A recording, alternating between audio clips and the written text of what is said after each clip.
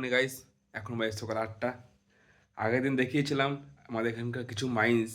আজ দেখাবো সেই মাইন্স থেকে যে কয়লা প্রোডাকশন হয়, সেই প্রোডাকশন কীভাবে ট্রান্সপোর্ট হয়। এখানে একটা প্রচুর বড় সিএইচপি আছে, সেই সিএইচপির মাধ্যমে কীভাবে কয়লা আমাদের এখান থেকে ট্রান্সপোর্ট হয় বিভিন্ন জায়গায়। চলো শুরু করি। সিএইচপি গায়ে চলে এসেছি। এবার এই সিএইচপি ভিতর দিকে আমাদের পার্কিং গাড়ি রাখতে হবে, মানে আমাদের যেখানে এন্ট্রি পয়েন্ট সেখানে যাচ্ছে এখন গাড়ি পার্কিং করতে। কিছু ড্রোন শটও নিয়েছি। আজ এই ভিডিও দেখছি ড্রোন শট দেখাবো এই সিএইচপির। চলো গাড়ি পার্কিং করে নিই। ড্রোন শট কেমন হয়েছে কিন্তু জানিও। ফার্স্ট টাইম ড্রোন উড়ালাম, চেষ্টা করেছি যতটুকু পারা ড্রোনের মধ্যে নেওয়ার। খুব বড় ড্রোন শ্যুট করতে অনেক ভিডিও লং হয়ে যাচ্ছিলো। ড্রোন শটের ভিউটা তোমরা দেখো কেমন হয়েছে কিন্তু অবশ্যই জানিও। এখান থেকে আমাদের সিএইচপির এন্ট্রি পয়েন্ট, এখান থেকে শুরু করে একদম ভিতর পর্যন্ত অনেক বড় এলাকা নিয়ে আছে এটা।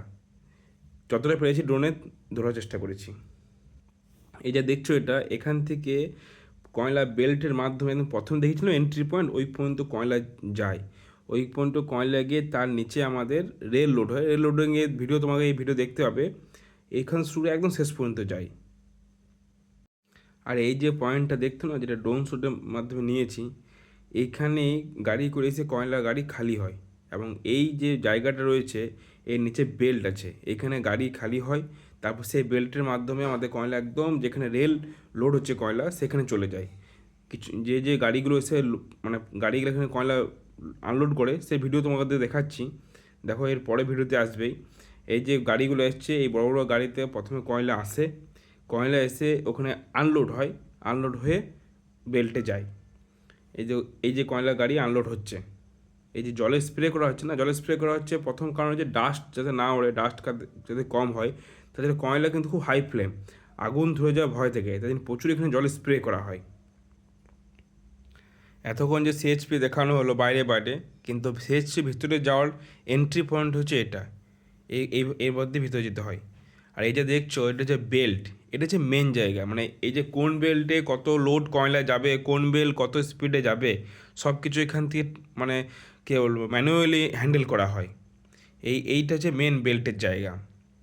আর এই যে বেল্টের মাধ্যমে কয়লা যাচ্ছে, আগেই বলেছিলাম যে কয়লা খুব হাই ফ্লেম এবং খুব ডাস্ট ওড়ে, তাই এখানেও দেখো ভিতরে জলে স্প্রে করা হয় যাতে ভিতরে কোনো রকম মানে ডাস্ট কম হয়, আগুন লাগা ভয়টাতে কম থাকে। এই যে বেল্টের মাধ্যমে সোজা একদম শেষ পয়েন্টে যাবে। এই বেল্টের মাধ্যমে গিয়ে কয়লা কিন্তু ফুল ট্রান্সপোর্ট হচ্ছে। আর এই যে নিচে দেখছি না কয়লা পড়ছে, এটা হচ্ছে স্টক ইয়ার্ড। এখানে মানে ভবিষ্যৎ কোনো বৃষ্টি হলে যখন প্রোডাকশন না হয়, এখানে স্টক করে রাখা হচ্ছে কয়লা ভবিষ্যতের জন্য, এখানে হচ্ছে স্টক ইয়ার্ড। আর এই বেল্টের মাধ্যমে কয়লা যাচ্ছে, এই বেল্টের মধ্যে এটা উপরে উঠে আবার নিচে ওই রেলে পড়বে গা, সেভাবে মানে মেশিন দ্বারা রাখা আছে, বেল্টের মধ্যে কয়লা যায়। এবার দেখতে হবে রেল লোড হওয়া। এই দেখো রেল লেগে গেছে, এই মেশিনের সাহায্যে রেলে লোড হচ্ছে। আমার যতদূর আইডিয়া আছে প্রত্যেক দিন, মানে যেখানে শুনেছি এখানে 11 থেকে 12টা রেল লোড হয় প্রত্যেক দিন। আর এই যে মেশিন দেখছো, এই মেশিনের মাধ্যমে যে রেল লোড হচ্ছিলো ফুল কন্ট্রোল করা হয় ম্যানুয়ালি। প্রত্যেক দিন এই মেশিনের মাধ্যমে রেল লোড করা হয়। রেল লোড কমপ্লিট, রেল কয়লা লোড হয়ে গেছে, চলে যাচ্ছে বিভিন্ন পাওয়ার প্ল্যান্টে, যেখানে যেখানে যেমন দরকার রেল কিন্তু চলে যাচ্ছে। আর এটা দেখছো, এটা হচ্ছে স্টক পয়েন্ট বাইরে, মানে কয়লা প্রচুর স্টক করেছে, ডিও বলা হয়। এখানে প্রচুর গাড়িতে, বড় বড় গাড়িতে কয়লা নিয়ে বিভিন্ন জায়গায় ট্রান্সপোর্ট করা হয়। আর এই পাশেই আমাদের NH60 রোড। আর এই যে গ্রামটা দেখতে পাচ্ছ, এই গ্রামটা হচ্ছে বিলপাহাড়ি গ্রাম। এখানে সোনপুর বিলপাহাড়ি নতুন করে বসেছে, একদিন দেখাবো বিলপাহাড়ি গ্রাম, সোনপুর গ্রাম। বিলপাহাড়ি গ্রাম শেষ হতে ওই যে দেখতে হচ্ছে খোট্টাড্ডি মাইন্স, এখানে একটা ছেলে মাইন্সে খোট্টাড্ডি মাইন্স।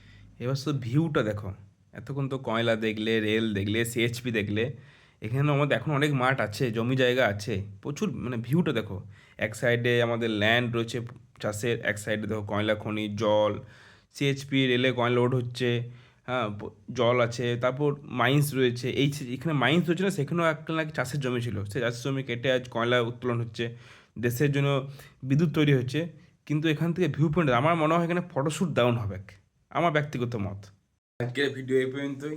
যদি ভালো লেগে থাকে লাইক, শেয়ার, কমেন্ট এবং অবশ্যই subscribe my YouTube channel explore the everything.